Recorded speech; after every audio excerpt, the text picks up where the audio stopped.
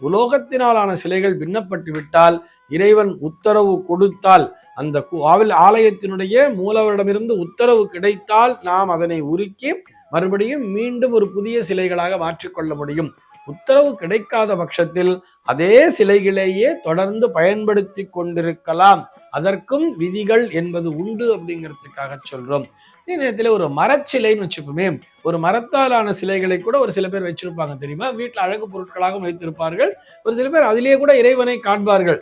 எனக்கு அந்த ஹாலில் வந்து எங்கள் வீட்டு ஹாலில் நான் பெரிய பெருமாளை வந்து நான் மரத்தில் வச்சிருக்கேன் சார், எனக்கு அதை பார்த்தாதான் எனக்கு டெய்லி நான் காலையில் எழுந்தோட அதை பார்த்து தரிசனம் பண்ணிடணும், இல்லைன்னா எனக்கு பொழுதே போகாதுன்னு சொல்ற நிறைய பெரிய மனிதர்களை அடியே அறிவேன். அதுபோல ஒரு மரச்சிலைகள் எங்கேயோ ஒரு டிரான்ஸ்போர்டேஷன்ல ஏதோ ஒண்ணு அதுல பின்னமாயிடுச்சுன்னு சொன்னா அது குறித்து கவலைப்பட வேண்டிய அவசியம் இல்லை.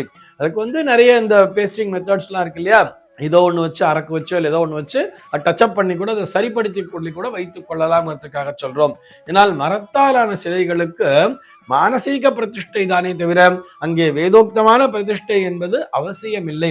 அதனால மரத்தாலான சிலைகளை நம்ம எப்படி பார்க்கிறோம்? இறைவன் தூணிலும் இருப்பான் துரும்பிலும் இருப்பான்ங்கிறதை போல அந்த சிலைகளிலேயே நாம் இறைவனை காண்பதால் அந்த சிலைகள் பின்னப்பட்டு விட்டால் அதனை கொண்டு போய் நாம் நீர்நிலைகளிலே விட்டுவிட வேண்டும் என்கின்ற அவசியம் இல்லை.